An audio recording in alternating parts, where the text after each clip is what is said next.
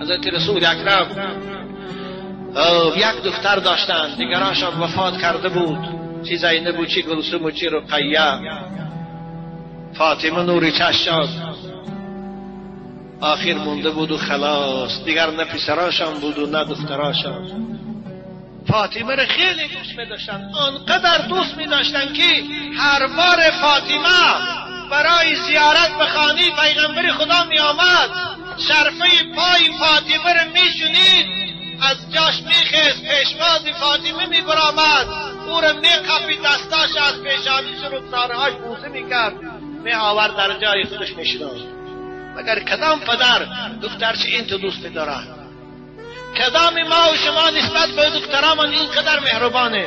البته الحمدلله هستیم، لیکن به این حد، به این آداب هیچ کدام ما نمیرسیم.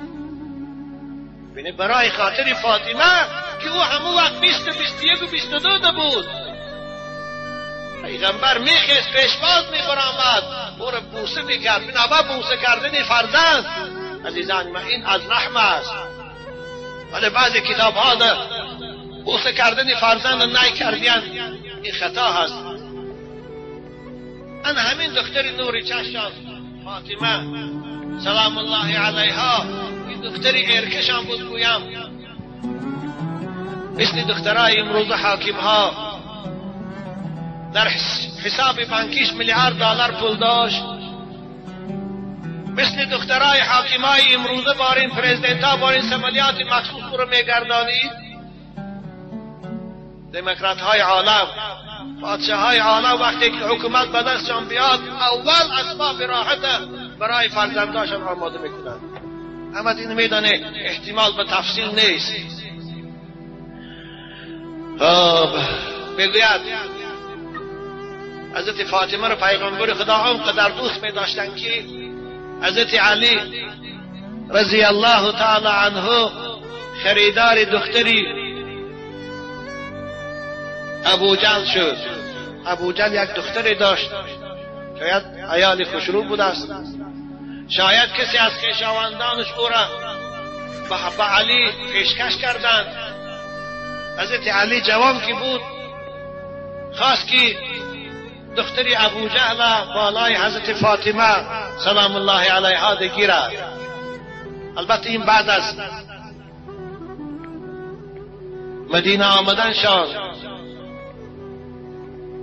بعد از بین رفتن ابوجهل شد دیگه این حال کار. حضرت فاطمه سلام الله علیها این خبر فهمیدند، پیش پدرشان رفتند، گفتند پدر بزرگوار، مردم میگویند تو پشتی دخترت نمیگیری، مردم میگویند محمد نسبت به فرزنداش بی پرواست، اکنون شنیدم علی بالای من زنگیر شده است، باز هم کی را؟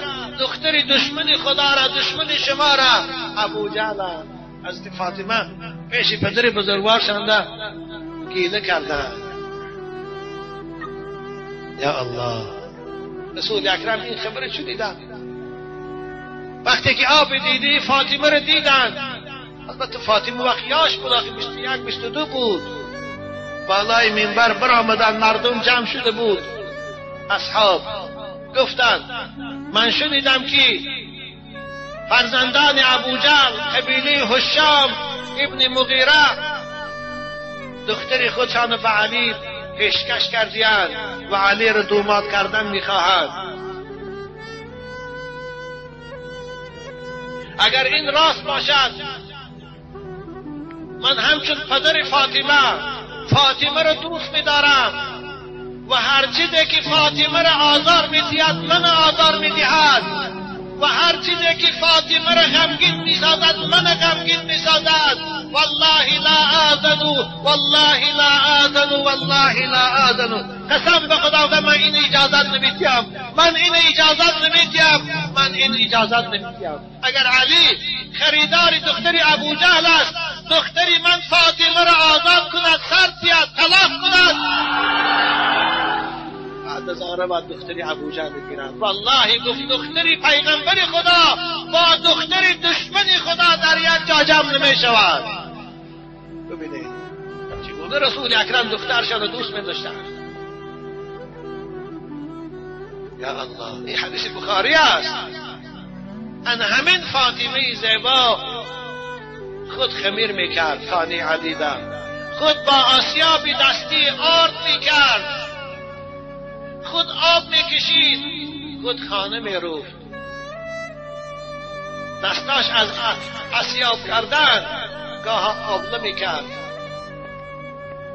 خانه میروفت، چنگ و غبار لباساش چرکین میکرد، از آبکشی سینی مبارکش توی مشک در پیش برش می آورد، سینی های مبارکش در من شد.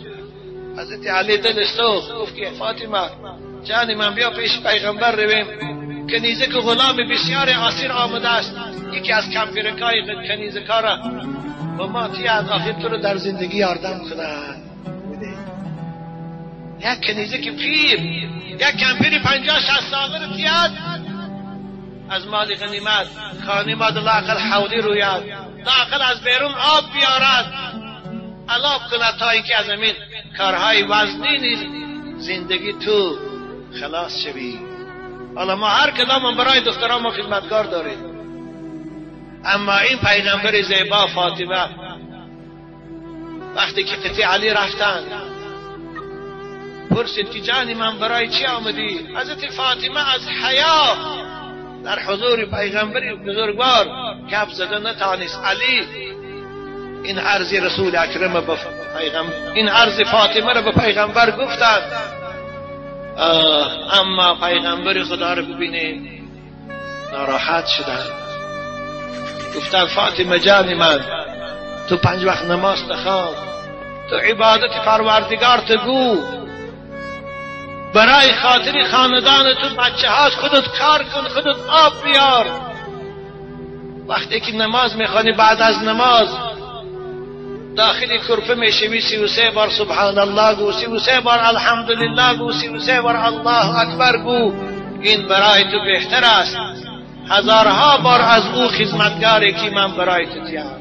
فاطمه دختری من باشی تو خودت کار کن. ببینه بنابرای حضرت علامه اقبال میگن آن ادب پروردی صبر و رضا، آسیا گردان لبش قرآن سرا. فاطمه به دستش آرد میکرد، آسیا بسنگید دید، با زبانش قرآن تلاوت میکرد، با چشمان زیبای شهلاش اشک میریخت،